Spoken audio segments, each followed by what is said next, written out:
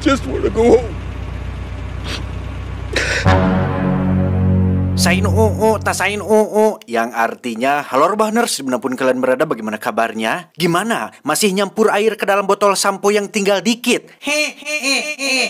Sebuah film berjudul Speak No Evil tahun 2022 akan membuat kita semua yang menonton merasa sangat tidak nyaman. Dan sepertinya film ini adalah film paling tidak nyaman dan paling risih untuk ditonton. Bukan karena ada adegan syur atau gore atau adegan sadis luar biasa, tetapi musik latar serta perilaku dari karakter antagonis di film ini benar-benar sangat tidak bisa diterima oleh orang normal. Sehingga daripada Anda menjadi penasaran, langsung saja pasang handsfree, simetriskan posisi rebahan, kencangkan celana dalam, selamat menonton, dan cekicrot.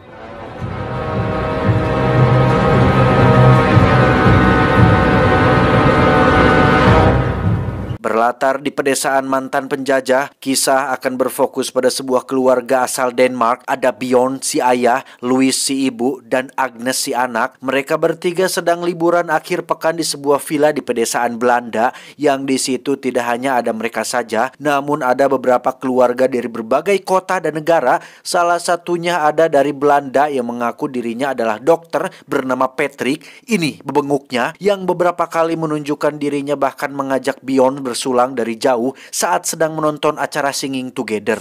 Is this Jeffrey? Sure. And to love. To love. Salute.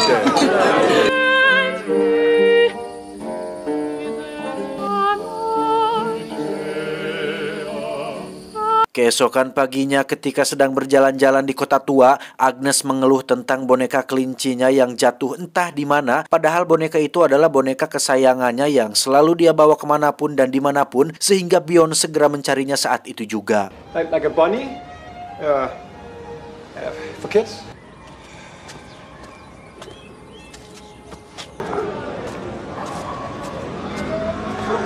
Ketika kembali, sudah ada Patrick beserta keluarganya, ada Karin sang istri, dan anak laki-lakinya bernama Abel, tidak pakai kobra, yang nampak murung tanpa mengeluarkan sepatah kata pun, di mana Patrick mengatakan bahwa Abel memang selalu seperti itu karena memiliki sifat yang pemalu dan jarang bicara pada orang yang baru. Ninus, Agnes just lost it, so Bjorn went to find it. Dari sekian banyak keluarga yang tinggal bersama di villa, hanya keluarga Patrick lah yang paling baik dan paling ramah di antara yang lain. Sehingga tidak heran jika Bjorn dan keluarga nampak sangat bahagia ketika sedang bersama-sama dengan Patrick dan keluarganya. By the way, where are you guys from? Holland, the southern part. Kalimera!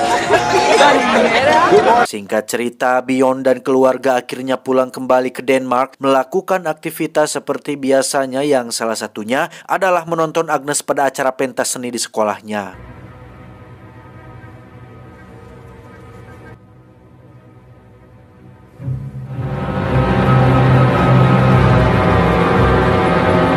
Beberapa bulan kemudian, Bjorn dan keluarga mendapat surat dari Patrick yang mengundang mereka untuk datang ke tempatnya di Belanda, yang setelah konsultasi dengan sahabatnya, mereka menyarankan agar Bjorn dan Louis mendatangi undangan tersebut karena tidak etis rasanya jika harus menolak undangan seseorang yang sudah begitu baik mau mengundang mereka secara pribadi untuk datang ke rumahnya.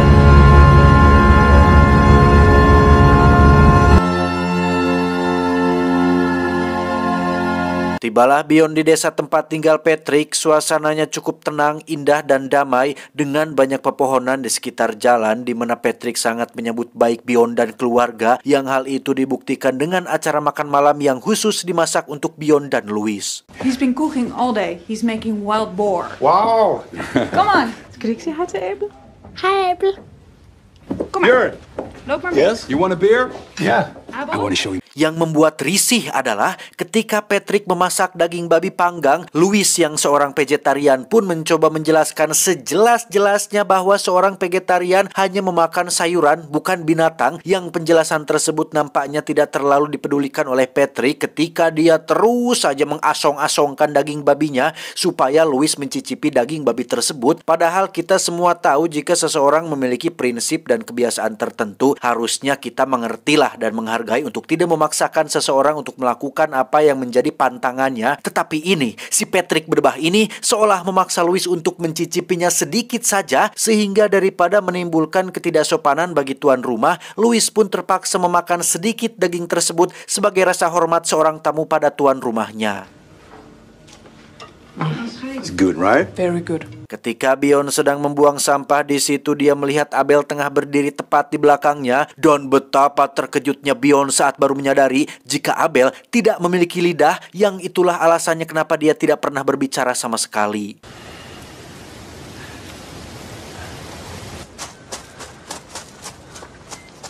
Malamnya ketika anak-anak sudah tidur, Bion dan yang lain pun melakukan bincang-bincang malam yang karena penasaran, Bion pun menanyakan tentang kenapa Abel tidak memiliki lidah. Patrick menjawab bahwa sejak lahir, Abel memang terlahir tanpa lidah, yang jawaban tersebut sangat kontradiktif dengan pertanyaan Patrick di awal yang mengatakan jika Abel hanya terlambat bicara dan kurang berkomunikasi. Meaning basically he's born without a tongue, or... Ligger du sammen med mor og far, så kan der ikke ske dig noget.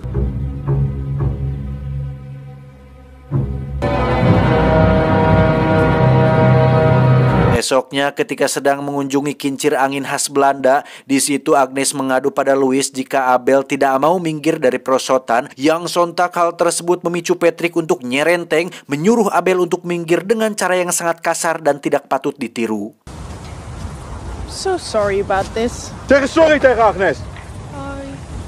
Jeg tror ikke, jeg synes, det er så rart at være. Hvorfor ikke? Malamnya, Patrick dan Karin mengajak Bion dan Louis untuk nongkrong di luar, sementara anak-anak akan menunggu di rumah dengan ditemani seorang pengasuh bernama, kita panggil saja Samsul. Ini babangusnya, yang hal itu tentu saja menimbulkan ketidaknyamanan bagi Louis yang harus meninggalkan putrinya di rumah ini. Namun karena dengan alasan yang sama, yaitu menghormati tuan rumah, Louis dan Bion pun memutuskan untuk menerima ajakan tersebut. Hoe laat hebben we die tafel? 8 uur. Halen we dat?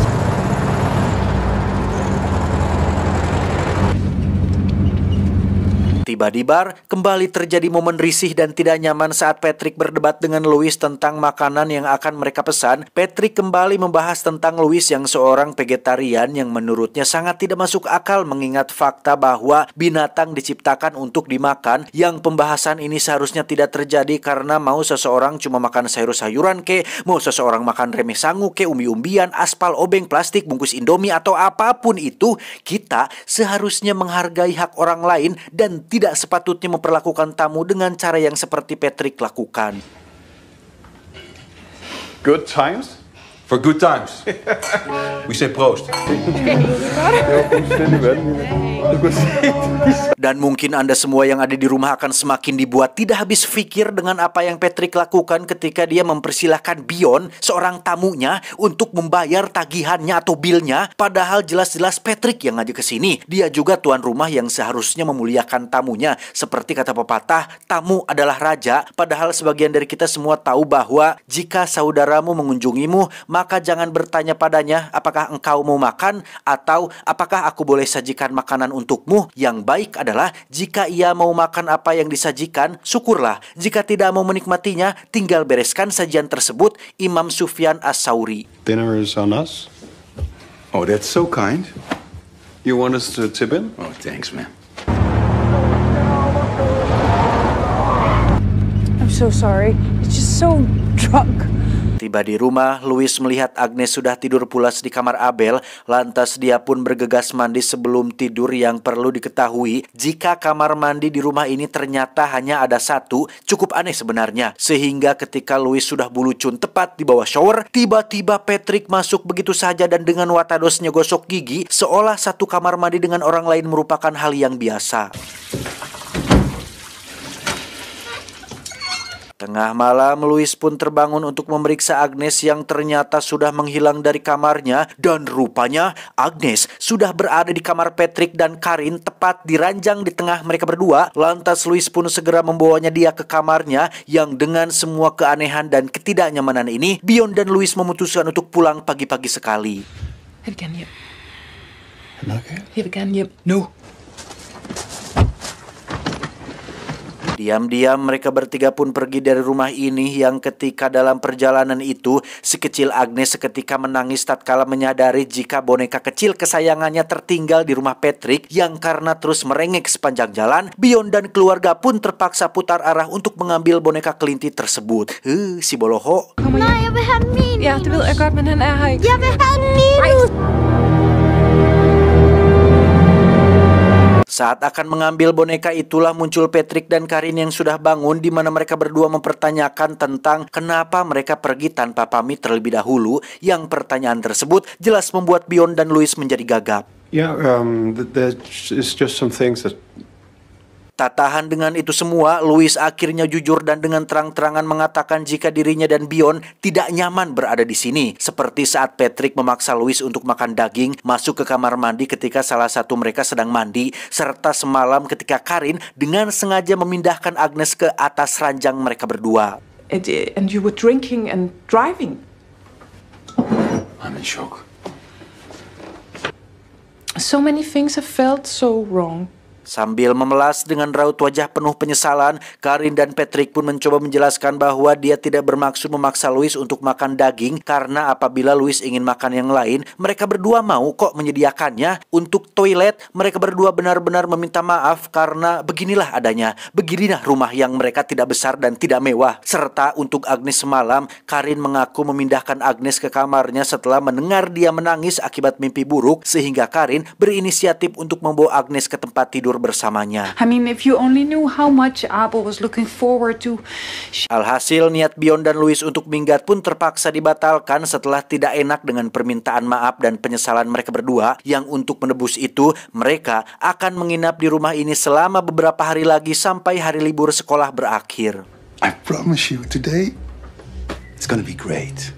Sementara Louis dan Karin sedang kokore di belakang rumah, Beyond dan Patrick terlihat sedang pulang dari belanja bahan makanan yang tepat di sebuah lokasi bekas penggalian. Patrick sengaja memberhentikan mobilnya untuk melakukan sesuatu yang lebih pribadi dengan mengajak Beyond untuk curhat satu sama lain sebagai seorang pria yang sudah berumah tangga.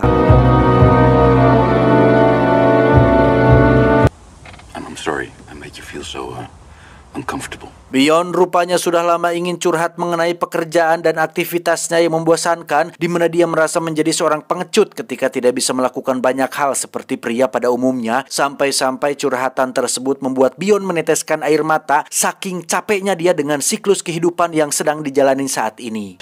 And I'm so tired of smiling all the time. Come.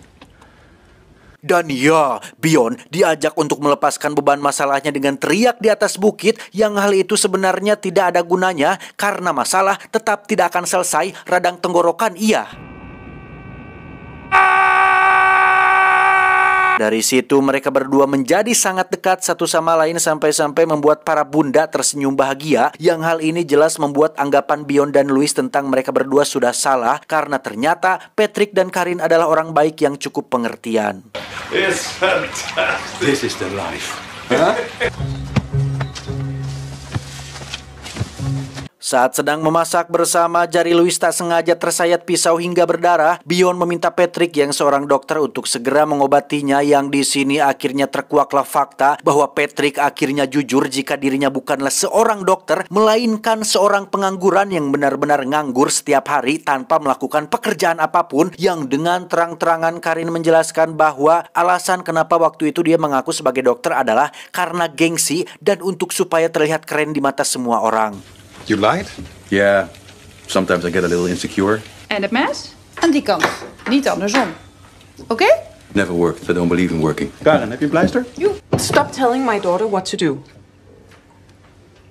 Siang harinya ketika sedang bersantai, anak-anak disuruh untuk menari bersama, yang pada titik ini Patrick kembali mulai berulah dan bersikap risih tatkala memaksa Abel untuk menari dengan benar, yang padahal ini adalah waktunya senang-senang, sehingga biarkan saja anak-anak menari semau mereka. Dan ketika sikap Patrick sudah mulai keterlaluan, Beyond langsung mematikan pemutar musiknya dan menjelaskan bahwa Abel hanyalah anak-anak dan biarkanlah dia menari semaunya. Stapjes, 1, 2, 3, 4. Zo moeilijk is het toch niet? Nee, Abel! Alles kan weg.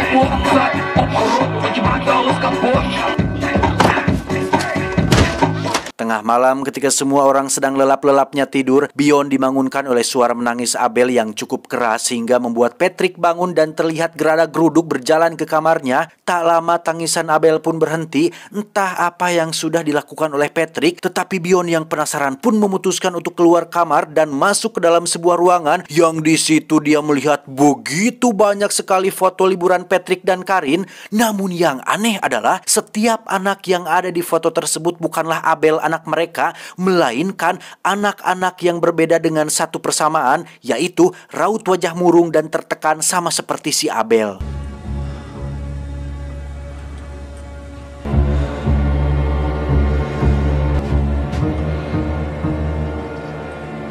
Karena tak menemukan Abel di kamarnya, Bjorn pun pergi ke belakang rumah dan melihat tempat pemandian yang sedang terbuka dengan keran air yang menyala, yang ketika diperiksa betapa terkejutnya Bjorn saat melihat Abel sudah tewas mengambang di bak mandi.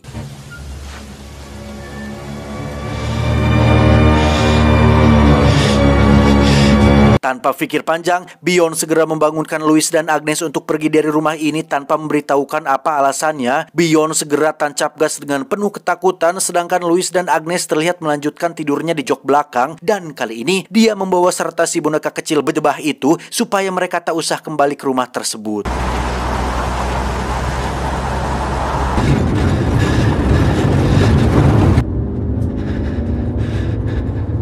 Akibat diserang rasa panik, mobilnya tak sengaja tergelincir ke samping jalan yang membuat bannya selip dan tak bisa kembali ke jalan normal. Yang di tengah kegurung-gusuhan tersebut, Bjorn melihat sebuah rumah di kejauhan dan memutuskan untuk meminta pertolongan ke penghuni rumah tersebut.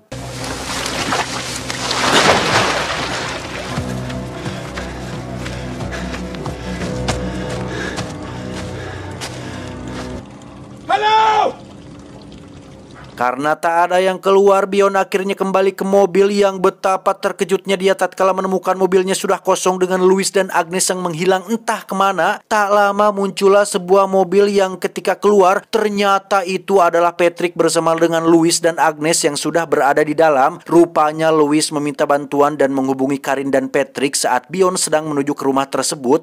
Yang hal ini jelas adalah tindakan bodoh, boloho, dan belegug. Bjorn juga sama belegugnya karena tidak menceritakan tentang apa yang terjadi sebenarnya, sehingga sekarang Bjorn tak punya pilihan lain selain menuruti apa kata si Patrick. Please don't have more family. We just want to go home. Do you know when we'll be back at the house? Won't be long now. Pada titik ini, kita semua akan sangat merasa gregetat kalau melihat Bjorn si pecundang hanya diam saja dengan ancaman Patrick, sementara Louis masih belum menyadari jika mereka bertiga dalam bahaya. Yang ketika mobilnya sudah sampai di tempat gelap dan jauh dari pemukiman, muncullah mobil lain yang ternyata itu adalah si Samsul pengasuh anak-anak.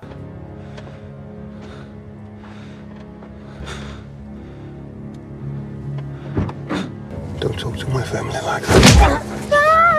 Dari sini terjadi hal yang lebih menggregetkan ketika Bjorn hanya diam saja saat Karin dan Patrick memotong lidah si Agnes. Yang setelah itu terjadi, Samsul pun membawa Agnes ke dalam mobilnya, sementara Bjorn dan Louis dipaksa untuk tetap berada di dalam jika tidak ingin sesuatu yang buruk terjadi pada anak mereka.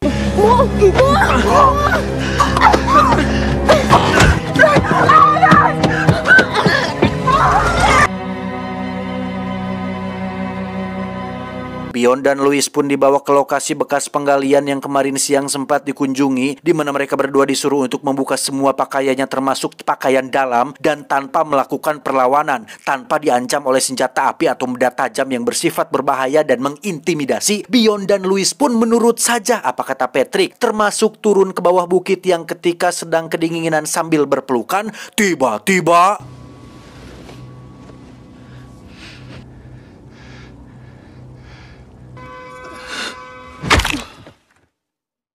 ya, mereka berdua pun tewas oleh lemparan batu yang dilayangkan oleh Patrick dan Karin yang berada di atas sana.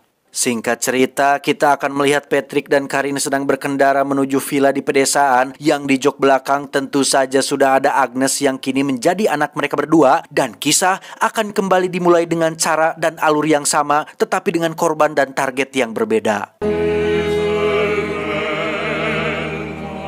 Tamat ending yang cukup menggergetkan. Dari keseluruhan adegan, saya sudah mulai greget ketika boneka si Agnes ketinggalan, sehingga membuat mereka semua harus kembali ke sana. Padahal peluang selamat sudah terbuka lebar untuk mereka bisa melanjutkan hidup. Tapi ya, saya masih maklumilah di sini permintaan anak kecil yang nangis nggak bisa apa-apa.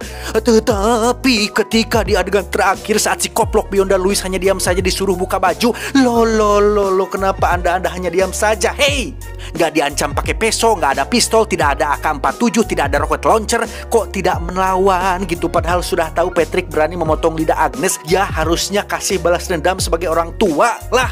Jangan lemah-lemah pisan jadi jelma teh. Ih, aing mada. Pesan yang bisa kita ambil dari film ini adalah jangan terlalu percaya dengan orang yang baru dikenal, karena ketika seseorang bersikap manis, bahkan kelewat manis, bisa jadi orang tersebut menyimpan maksud yang tidak baik. Ingat, satu-satunya orang normal adalah orang yang tidak Anda kenal dengan baik. Itu. Saya John mewakili direksi yang bertugas mengucapkan terima kasih dan sampai jumpa di video selanjutnya. Adios, pepes ikan Megalodon. Cuau, cuau, cuau. Sungguh mengemosikan film kali ini. Besat.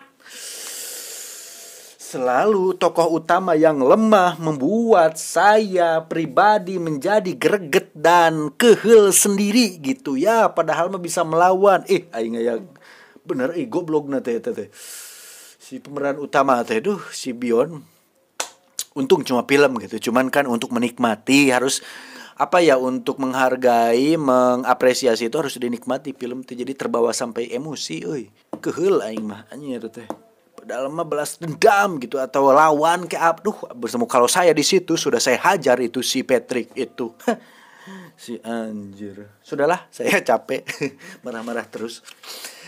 Sehat-sehat buat kalian semua. Jangan lupa makan ya, olahraga ya. Sekarang lagi musim sakit, saudara-saudara, bukan saudara-saudara sih ya, tetangga juga lagi pada batuk. Itu di sini lagi pada batuk sih di tempat saya. Musimnya ini musim sakit. Jadi jagalah kesehatan ya semuanya ya teman-teman ya.